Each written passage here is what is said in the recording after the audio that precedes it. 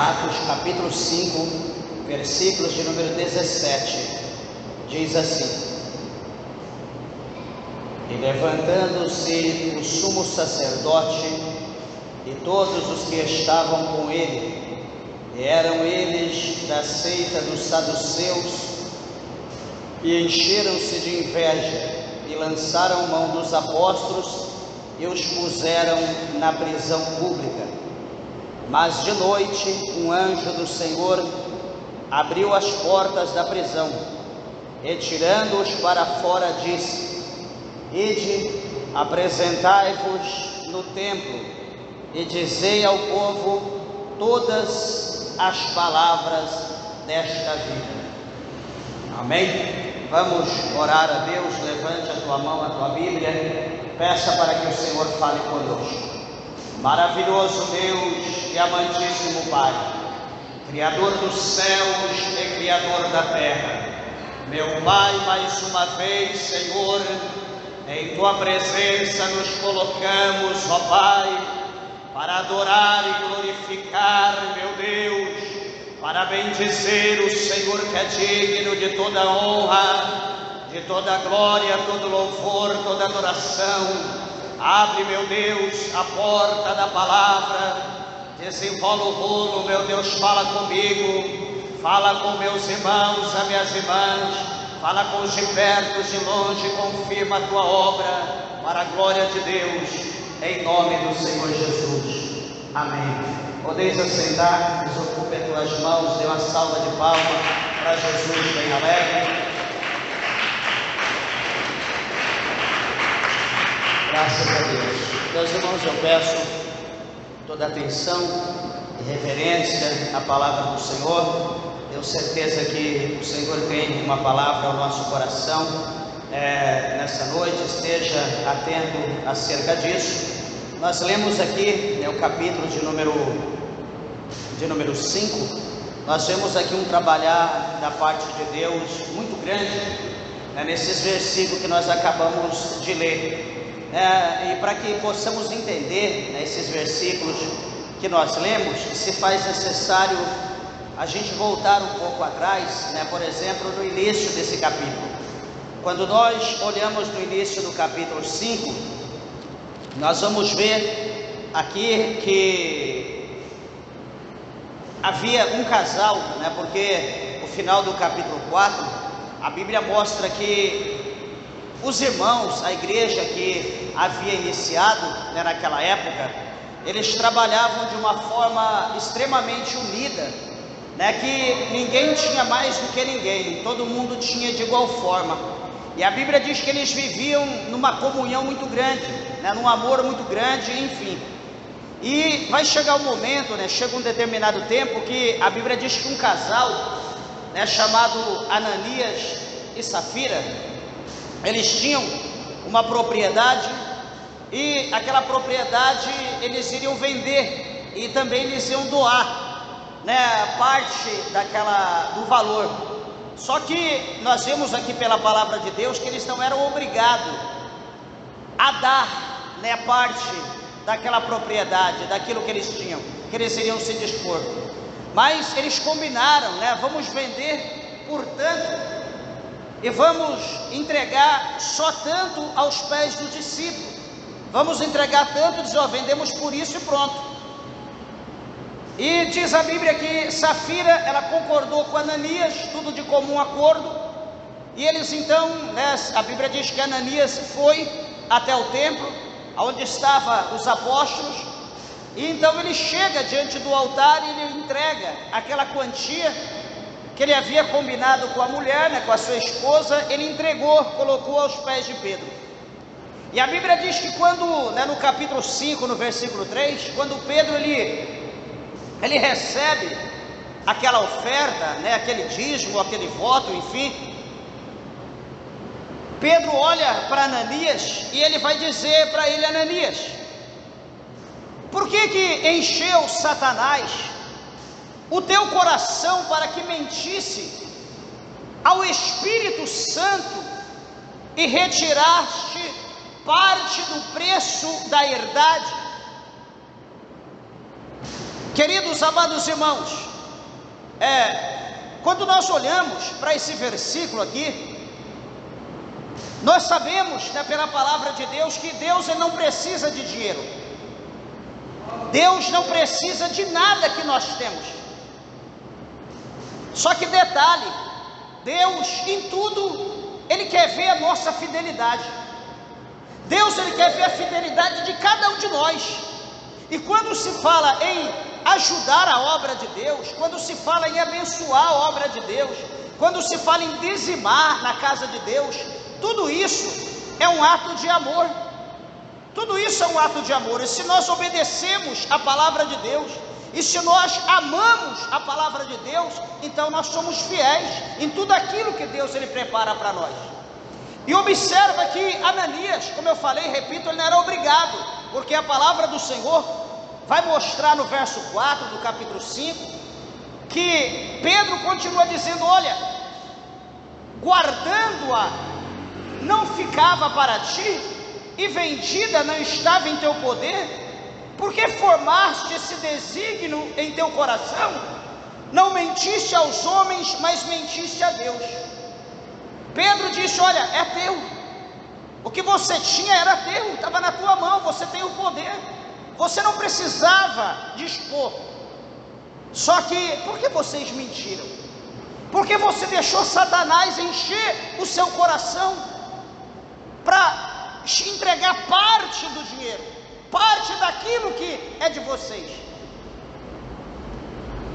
O erro aqui que nós vemos de Ananias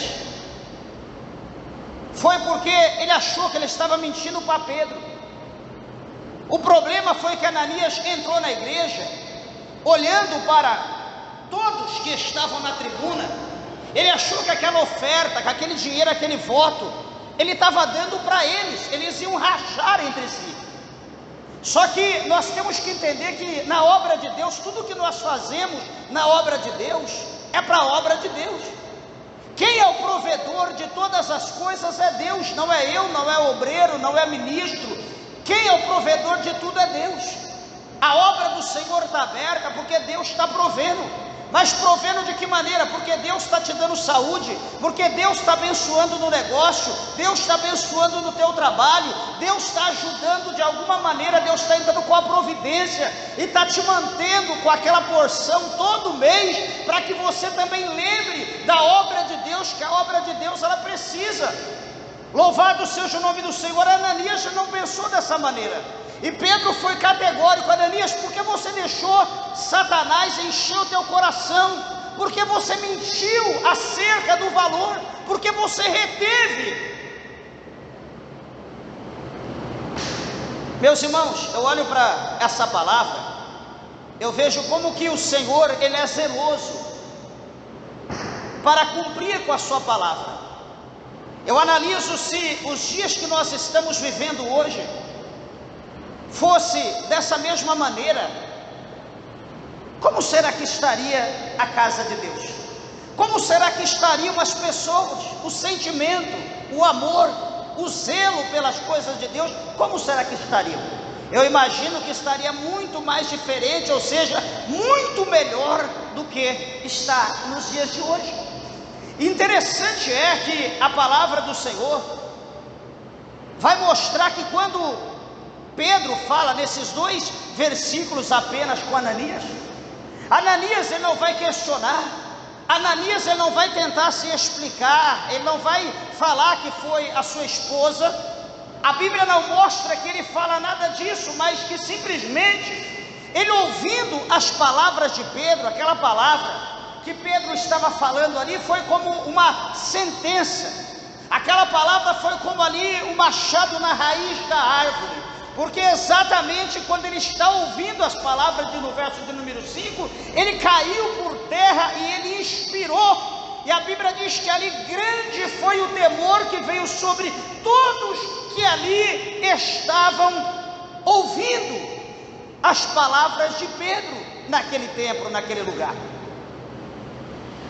Ele caiu e expirou. O que isso quer dizer? Ele caiu e morreu. A Bíblia diz que veio os homens e então leva ele para o sepulcro e sepulta.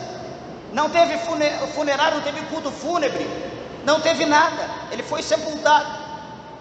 Continua a palavra de Deus dizendo que no espaço de quase 3 horas, chega a esposa de Ananias, Safira, e ela entra desconfiada, procurando pelo seu esposo, por Ananias. Olha de um lado, do outro, procura, talvez no caminho quando ela veio, olhando, procurando por todos os lados, e ela não encontra.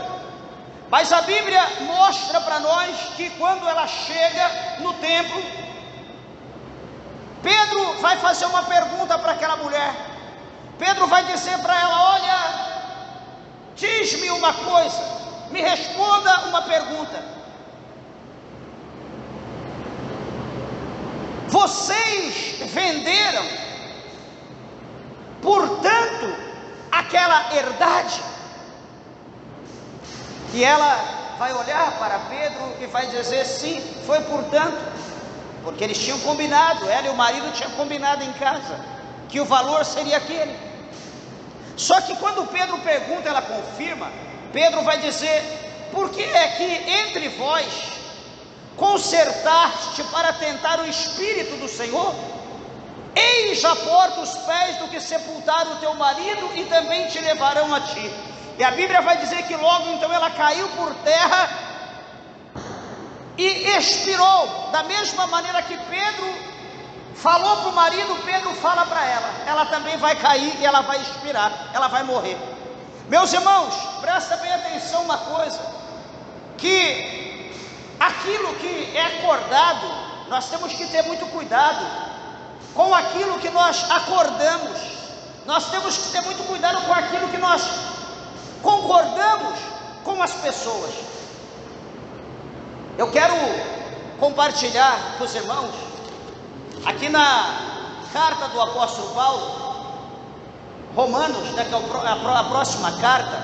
Se você quiser atentar para isso, por favor, abra aí a tua Bíblia, no capítulo 1 de Romanos, no versículo de número 32. Nós temos que ter cuidado com as coisas que nós consentimos, nas coisas que nós acordamos, que nós combinamos. Romanos capítulo 1, versículo 32, diz bem assim: os quais, conhecendo a justiça de Deus, que são dignos de morte, os que tais coisas praticam, não somente as fazem, mas também consentem aos que as fazem. Então aqui a Bíblia está falando, né, se você for olhar do versículo de número 28 para baixo, você vai ver que vai falar aqui uma série de pecados, uma série de coisas erradas. Então a Bíblia vai dizer que tanto aquele que comete esses pecados, que entre todos esses vai estar o pecado de Ananias e Safira, a Bíblia diz que todos aqueles que cometem o pecado, quanto aqueles que apoiam, aqueles que consentem, aqueles que dizem: eu não faço, mas eu permito fazer o que? A vida é dele. Eu não faço, mas eu dou todo o apoio, antes ele do que eu. O problema é dele. Peraí, ele roubou alguma coisa, trouxe alguma coisa furtada para dentro de casa? Presta bem atenção. É um objeto que foi furtado, não foi eu que furtei. Só que aquele objeto é interessante, aquele objeto pode ser útil também para mim, então eu vou usufruir desse objeto que veio para dentro da minha casa. Então peraí, a pessoa furtou, a pessoa trouxe para dentro de casa, e você vai usufruir daquilo que foi furtado?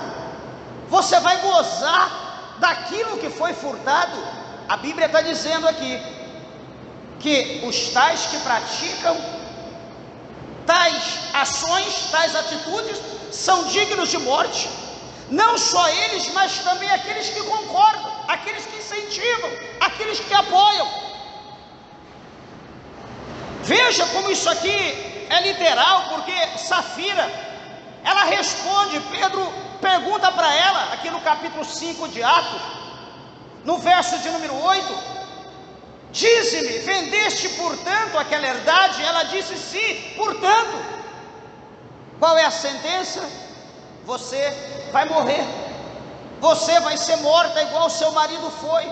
Está vendo na porta aqueles homens? Eles acabaram de sepultar o teu marido, agora vai sepultar você também.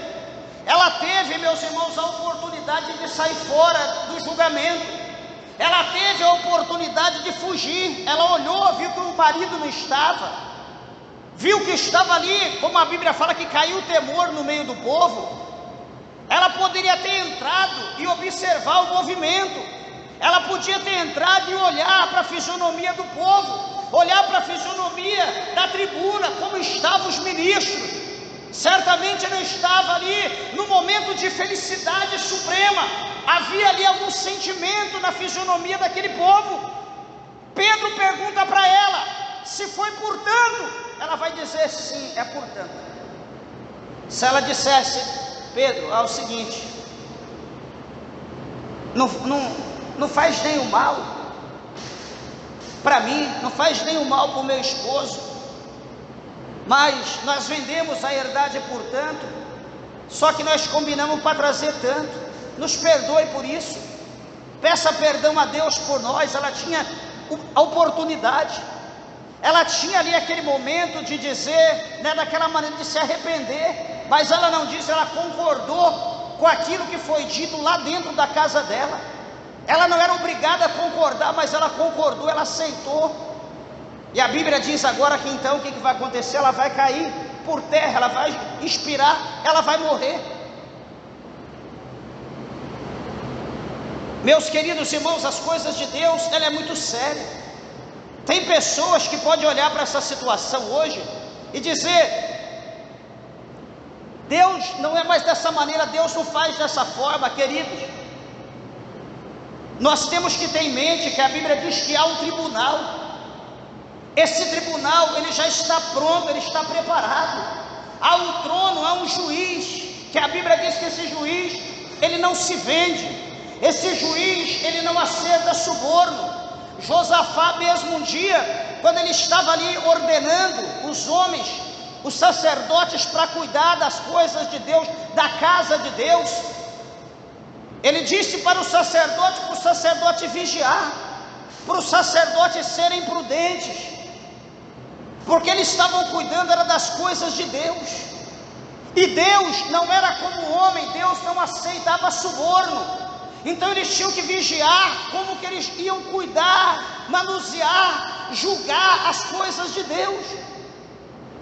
Veja bem que há um tribunal que está sendo, um tribunal que está pronto, há um juiz que vai julgar a causa de cada um. Hoje nós podemos olhar para a circunstância e dizer: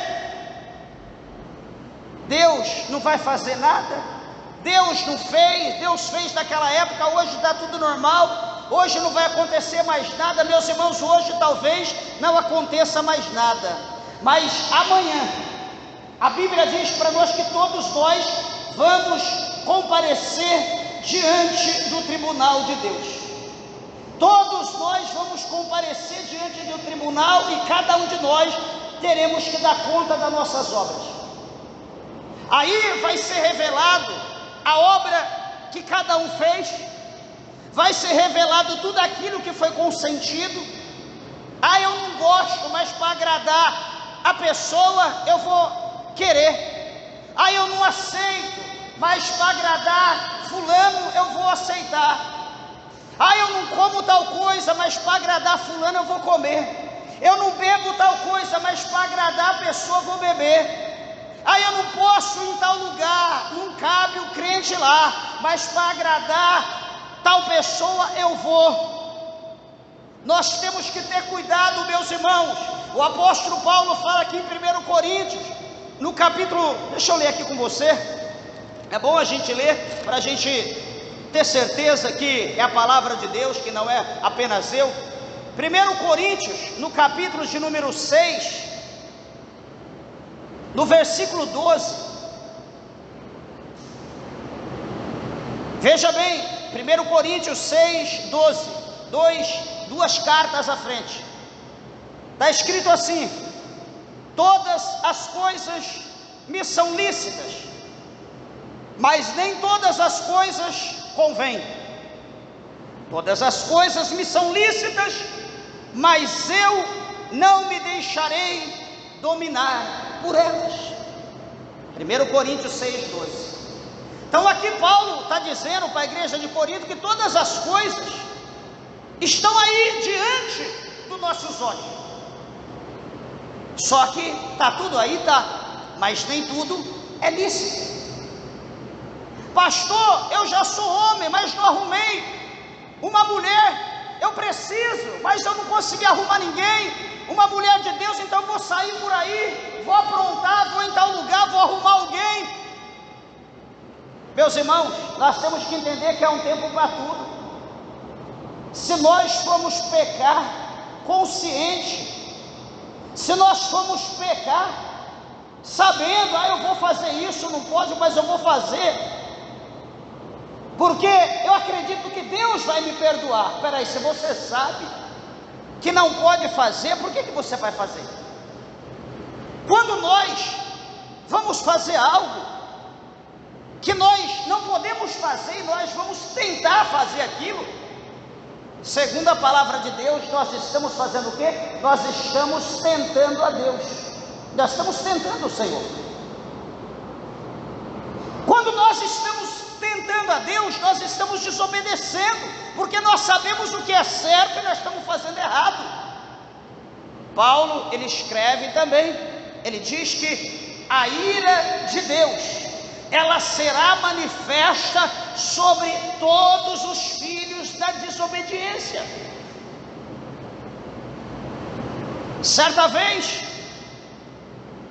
um homem, conhecedor da palavra, pregador da palavra, Deus utilizava a sua vida de uma forma tremenda.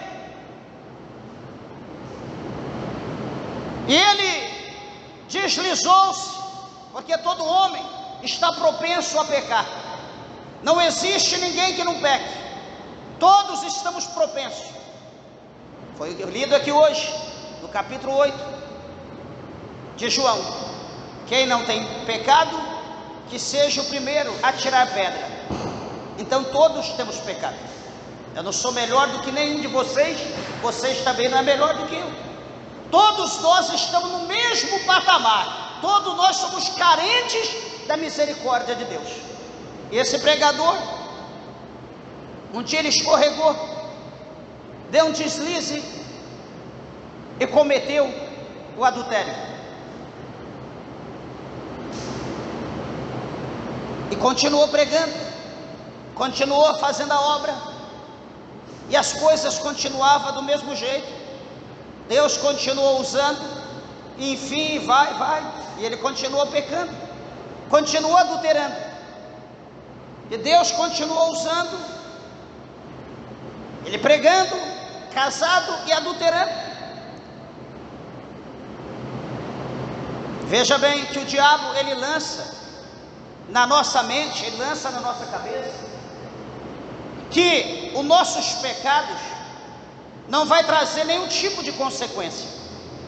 Deixa eu te falar que isso é fato. Por quê?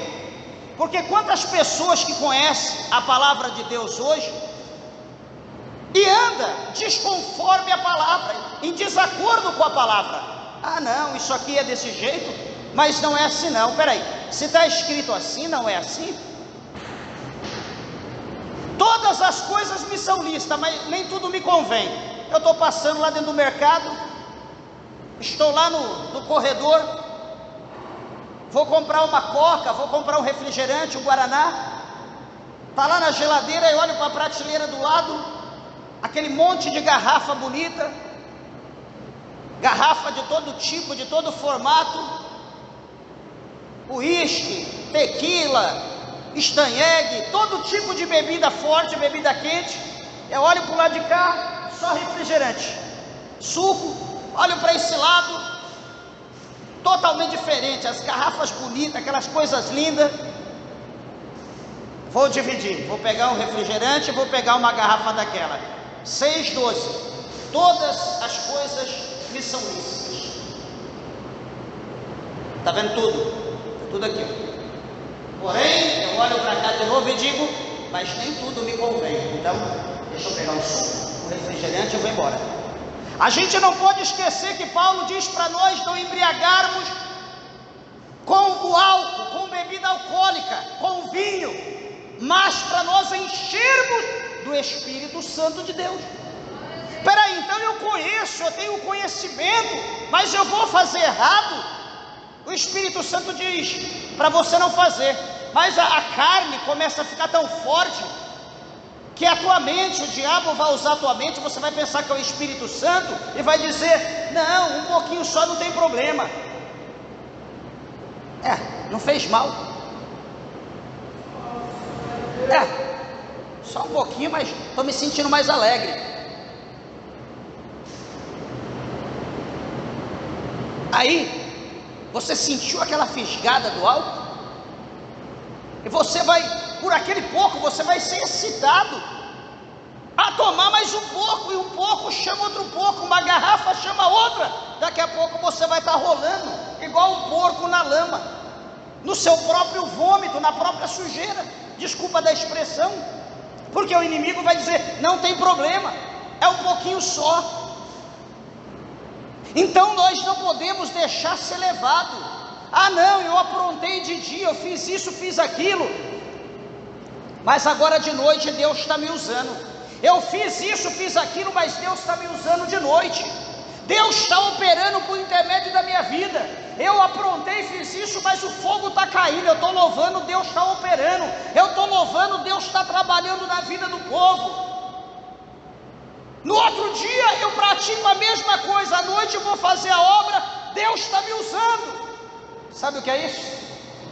Isso é uma mente cauterizada pelo pecado. É uma mente cauterizada.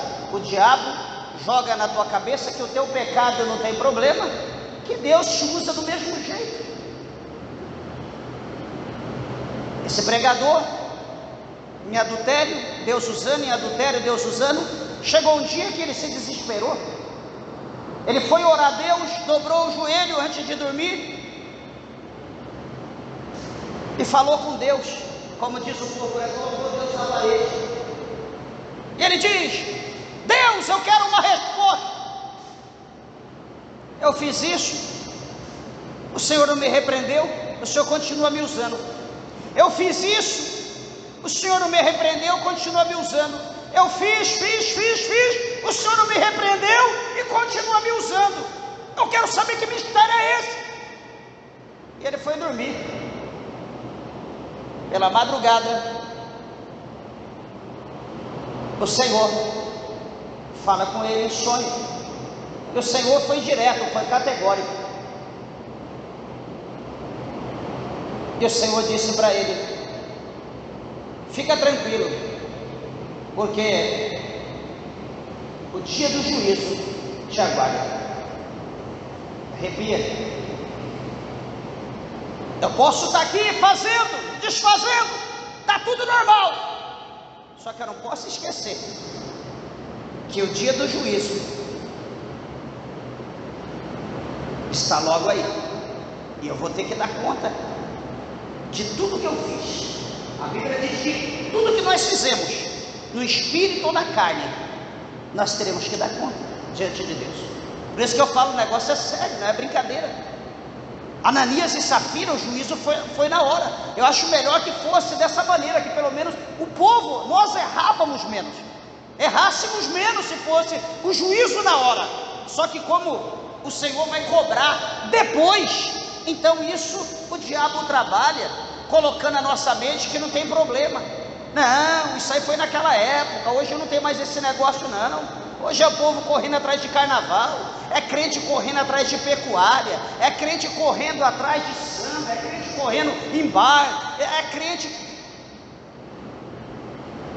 Meus amados e queridos irmãos, nós vamos chegar aonde? Aonde nós vamos chegar desse jeito? Que testemunho nós estamos dando? Veja que aqui, por intermédio dessa situação com Ananias e Safira, a palavra de Deus mostra para nós que caiu um temor muito grande em toda a igreja, em todos aqueles que ouviram essas coisas. Por quê? Porque eles viram que Deus estava julgando por intermédio do Espírito Santo todos aqueles que fossem agir com mentira. O temor caiu, todo mundo ficou andando em brasas de fogo, ficou andando na ponta do pé com medo do juízo de Deus. Isso levou o quê? Levou as pessoas a um ato de obediência maior, porque com Deus não se brinca. Deus é um fogo consumidor. A Bíblia diz que Deus é amor, mas a Bíblia diz que ai daquele que cair na mão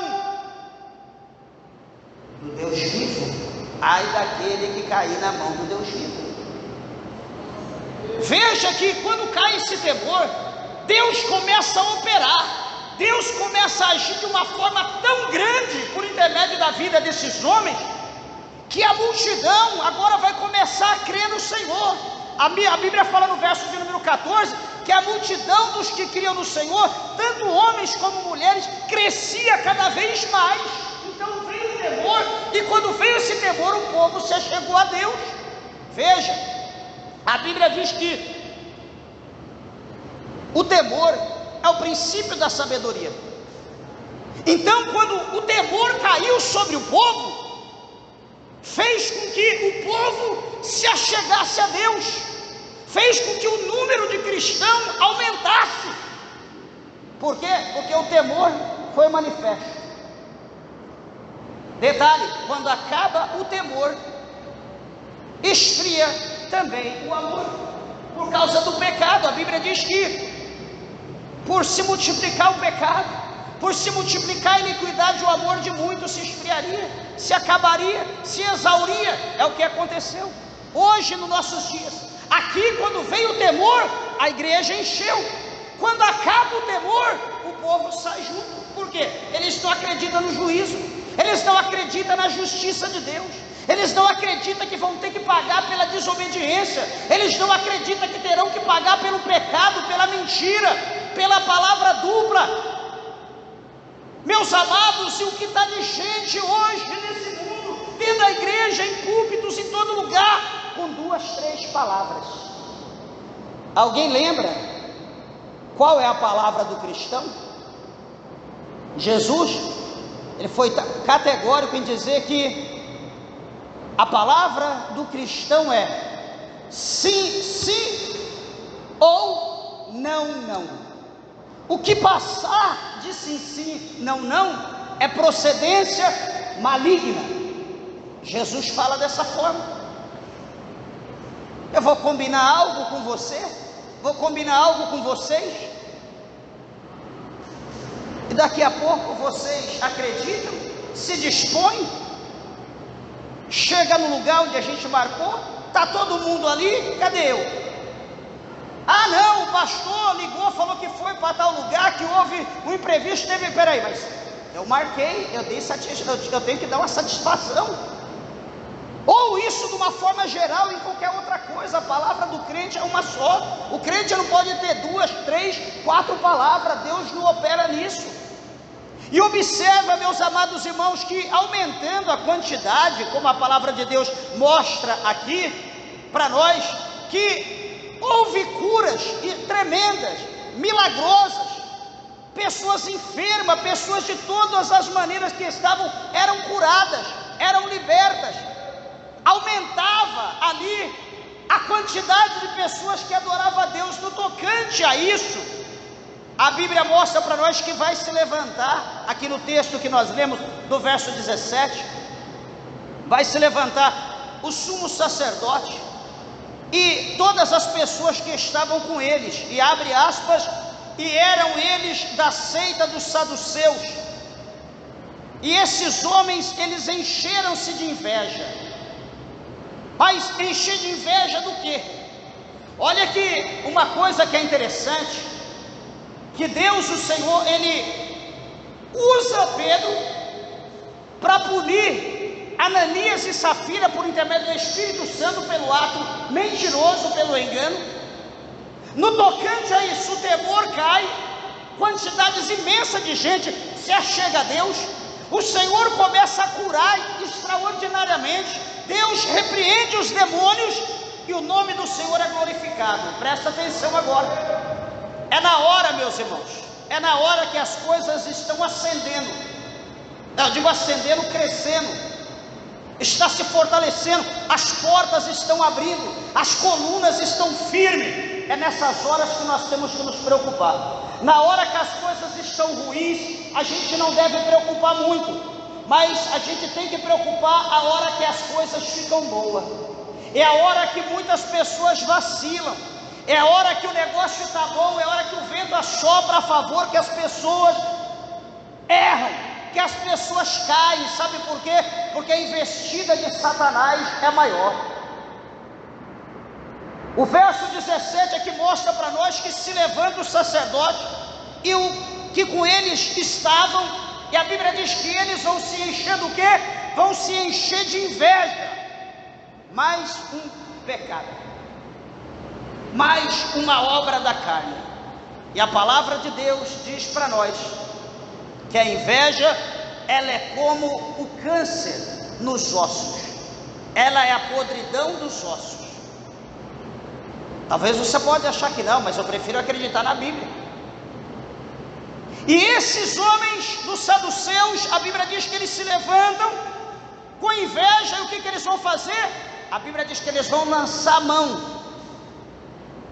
dos apóstolos e vão colocar eles aonde? Na prisão pública. Vai pegar aqueles homens extremamente usados por Deus, aqueles homens que estavam ganhando almas, aqueles homens que estavam repreendendo demônios, aqueles homens que estavam curando os enfermos, aqueles homens que estavam batizando as pessoas nas águas. Vão pegar aqueles homens que estavam ali sendo instrumento de Deus e vai lançar na prisão pública, vai colocar eles lá. Qual foi o erro? O que esses homens cometeram? Quais foram os delitos? Quais foram os seus pecados? Cadê as testemunhas? Não houve. Ué, mas o que está acontecendo? Não, é que esses homens estão pregando, é que esses homens estão querendo colocar uma nova doutrina, esses homens estão mudando o cenário das coisas, esses homens têm que ser presos, a boca deles tem que ser fechada, eles não podem falar mais do que eles estão falando. E a Bíblia diz que todos eles são colocados no cárcere e são presos. Só que detalhe, Deus chamou todos nós, cada um de nós, não é para ficar deitado no leito. Deus nos chamou, não é para ficar trancado no cárcere. Deus nos chamou, não é para ficar sentado numa cadeira, mas Deus nos chamou para fazer uma grande obra nessa terra. Deus nos chamou para uma grande obra, e fiel é Deus que nos chamou e que vai concluir essa obra na nossa vida. Quer alguém crer nisso? Eles estão presos, só que a palavra de Deus mostra para nós, no verso de número 19, que à noite, já era de noite, sei lá, madrugada, um anjo do Senhor abriu as portas da prisão e vai tirar eles para fora. O anjo vai vir, vai levantar eles, saem para fora, saem agora, eles vão sair, as portas se abrem e eles saem, todos saem para fora. Interessante é que quando eles saem, o anjo do Senhor vai dar para eles uma ordem, e vai dizer assim para eles: olha, ide, apresentai-vos no templo e dizei ao povo todas as palavras dessa vida. Você vê, o Senhor soltou eles e diz para eles: vá lá no templo e diga todas as palavras dessa vida. Quando o Senhor, ele mandou Jonas pregar em Nínive, Jonas não quis ir para Nínive. Jonas foi para outro lugar, foi para o sentido oposto, foi para Jope, depois foi para Tarso, enfim. Só que, meus irmãos, ninguém foge da presença de Deus. Ele foi lançado no mar. O Senhor ordenou um peixe que o engolisse e o tragasse, e levou ele de volta para onde Deus queria. Levou ele para Nínive. Na praia de Nínive ele sai ali do peixe, o peixe lança ele fora. Ele tem que ir para Nínive. E a Bíblia diz que Nínive era uma cidade grande de cerca de 3 dias de caminhada, mais de 90 quilômetros. Havia ali mais de 120 mil homens, fora mulher, criança, animais, enfim. Era uma cidade grande, 3 vezes maior que Uruaçu, a população. O que Jonas fez? Jonas foi pregar a palavra de Deus. Deus não falou: Jonas, sai daí, sai desse navio, sai desse peixe, Jonas, vai para Nínive descansar, vai lá tirar umas férias. Não, Jonas, você vai lá fazer a minha obra, vai fazer aquilo que eu mandei. Jonas teve que ir fazer. O Senhor tira os apóstolos, tira os discípulos ali de dentro da cadeia e diz para eles: vocês vão para o templo e vocês vão falar todas as palavras dessa vida. E a Bíblia diz que eles, ouvindo isso, o que o anjo disse, pela manhã cedinho, eles entraram no templo e ali eles ensinavam, ali eles pregavam, ali eles falavam acerca de Jesus, ali eles falavam acerca da obra de Deus, do que acontecera com eles, e o chicote estava estalando. Eles estavam pregando, ensinando a palavra de Deus, até que chega, porém, o mesmo sumo sacerdote que mandou prender os que estavam com eles, convocaram o conselho, os anciãos e os filhos de Israel, enviaram servidores ao cárcere para que de lá trouxessem os que estavam presos. Eles iam agora para um julgamento, eles iam agora para uma audiência diante de todos eles, iam ser escarnecidos, zombados, enfim. Só que interessante é que quando ele deu ordem para buscá-los, a Bíblia vai mostrar para nós que, tendo lá ido, os servidores não os acharam na prisão, e voltando lhe anunciaram, dizendo: achamos realmente o cárcere fechado, com toda a segurança, e os guardas que estavam fora diante das portas, mas quando abrimos, ninguém achamos lá dentro. Queridos irmãos, isso aqui é um mistério. Isso aqui é um mistério. Eles estavam fechados, tinha várias portas, tinha muita segurança, tanto dentro como fora, muitos soldados. Só que quando os homens foram buscá-los, abriu uma porta, abre outra, quando chega lá no lugar, as correntes estão lá no chão, os guardas, cada um em cada porta, cada guarda na sua posição. Os que estavam do lado de fora, estava tudo fechado, tudo normal, não havia parede arrombada, não havia grade tirada, não havia soldado morto. Estavam todos na posição, como se estivesse cuidando de alguém que estava preso dentro do cárcere, mas não tinha ninguém. E a Bíblia vai mostrar para nós que então o capitão do templo e os principais do sacerdote, ouvindo essas palavras, estavam perplexos acerca deles e dos que viram, ou do que viria a ser aquilo. Imagina agora, meus irmãos, eles prendem homens, daqui a pouco os homens saem, ninguém vê, eles se reúnem, e agora?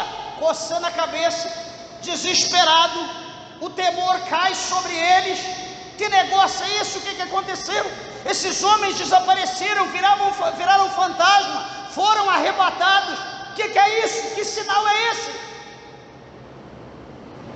Mas a Bíblia diz para nós que nesse exato momento, chegando um, anunciou-lhes dizendo: eis que os homens que encerraste na prisão estão no templo ensinando o povo, estão no templo pregando toda a palavra de Deus. Eles estão lá, estão todos lá, eles não estão mortos, não foram arrebatados, não foram levados para outro lugar, eles estão no templo. Essa palavra é uma palavra gloriosa para pessoas que têm o chamado de Deus e acha que Fazer a obra de Deus é mamão com açúcar. Fazer a obra de Deus é algodão doce. Meus irmãos, a obra de Deus, ela é espinhosa. A obra de Deus, ela não é fácil para ninguém. Tolo ou tolos são aqueles que acham que a obra de Deus é fácil. Tudo que nós pegamos para fazer, que é no nome de Jesus Cristo, tem prova, tem espinho, tem dificuldade.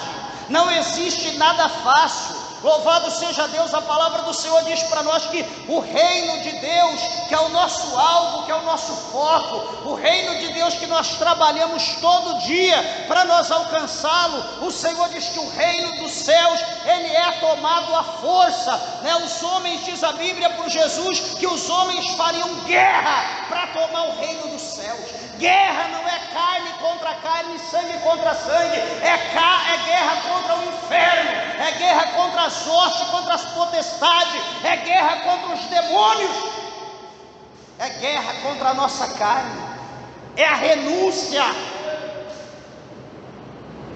Bendito seja o nome do Senhor.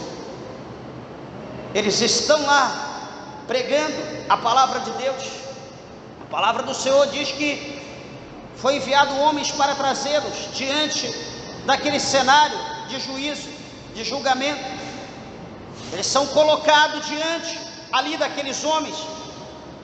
E a palavra do Senhor vai dizer no verso de número 28, que aqueles homens ali, o sumo sacerdote vai dizer: não vos admoestemos nós expressamente que não ensinasses nesse nome. Eis que encheste Jerusalém dessa vossa doutrina, e quereis lançar sobre nós o sangue desse homem. O que eles temeram o que aqui? Aqueles homens, eles estavam ouvindo que Jesus foi morto, porque aqueles homens que se diziam judeus, sacerdote, sumo sacerdote, eles foram o autor, foi eles que pagaram para o sangue de Jesus ser derramado. Aqui ele está dizendo: peraí, nós não falamos para vocês não pregar, falar nesse nome, e vocês estão enchendo Jerusalém dizendo que nós somos culpados do sangue desse homem. Olha o que Pedro vai falar. Olha como é interessante a gente ser crente. O versículo de número 29, Pedro, juntamente com os apóstolos, diz: mais importa obedecer a Deus do que os homens. O Deus de nossos pais ressuscitou Jesus Cristo, ao qual vós matastes, suspendendo no madeiro. Deus com sua destra elevou a príncipe salvador, para dar a Israel arrependimento e remissão dos pecados. E a nós somos testemunhas acerca dessas palavras, nós e também o Espírito Santo que Deus deu àqueles que lhe obedecem. Eles se colocam agora como testemunha. Eles dizem: não só nós, mas o Espírito Santo que opera por intermédio da nossa vida são testemunha. E detalhe, vocês são religiosos, só que o Espírito Santo não está em vocês, não está em nós, não, porque vocês não obedecem o Senhor. Aqui Pedro, os outros, está dizendo que o Espírito Santo de Deus foi dado a todos aqueles que obedecem. Aí, meus irmãos, quando nós olhamos para esse versículo, eu já vou encerrar, nós vemos que isso aqui é muito interessante. Olha o cenário que está hoje, o mundo gospel, o mundo evangélico. Olha o cenário de hoje. As pessoas não buscam o Espírito Santo. Quando as pessoas falam em línguas, falam numa língua totalmente estranha. Você observa o povo, muitos estão prostituindo, muitos estão usando drogas, muitos estão enchendo a cara, muitos estão no futebol, muitos estão vivendo uma vida promíscua. estão vivendo como o mundo ou pior. Estão pregando, estão orando, estão louvando, estão entrando em mistério, estão cortando o cabelo, estão pintando, estão se maquiando, estão se marcando com tatuagem, colocando piercing até, se brincar no coração, dentro. Deus está usando. Só que eu quero lembrar, o juízo de Deus está chegando. A Bíblia mostra como eu tenho que ser. A Bíblia mostra como cada irmã tem que ser. A Bíblia mostra como que cada irmão tem que ser. A Bíblia ensina. A Bíblia instrui. Cabe a você acreditar na palavra de Deus? Ou acaba você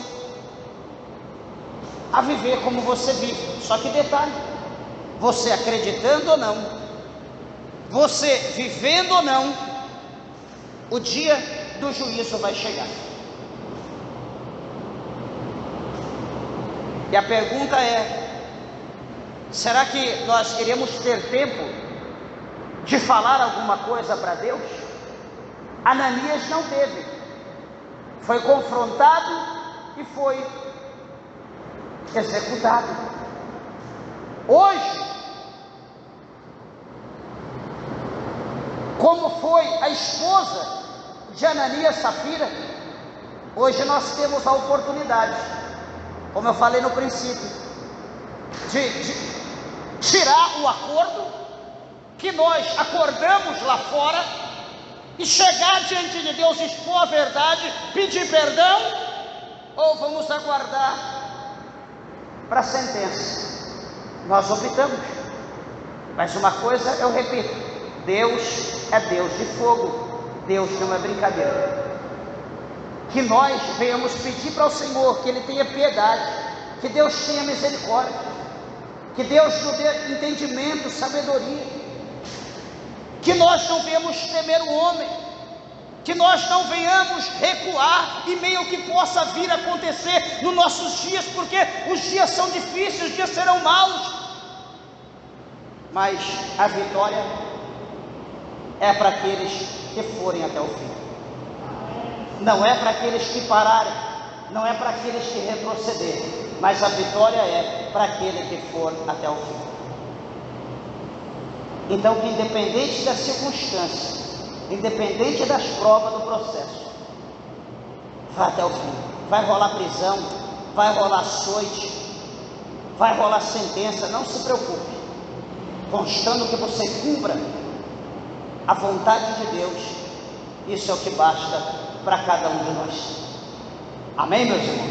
Que o Senhor Jesus possa abençoar vossas vidas, que Deus possa te dar graça, que Ele possa te fortalecer cada dia, em meio às provas, às lutas, às dificuldades, que em meio a tudo isso, você busque força e graça de Deus, para que a gente possa continuar marchando até o dia da nossa redenção. Amém? Porque o que há de vir, Ele virá, e Ele não tardará. A volta de Jesus está mais perto hoje do que hoje. Amém? As palmas bem alegres, exaltam o nome do Senhor.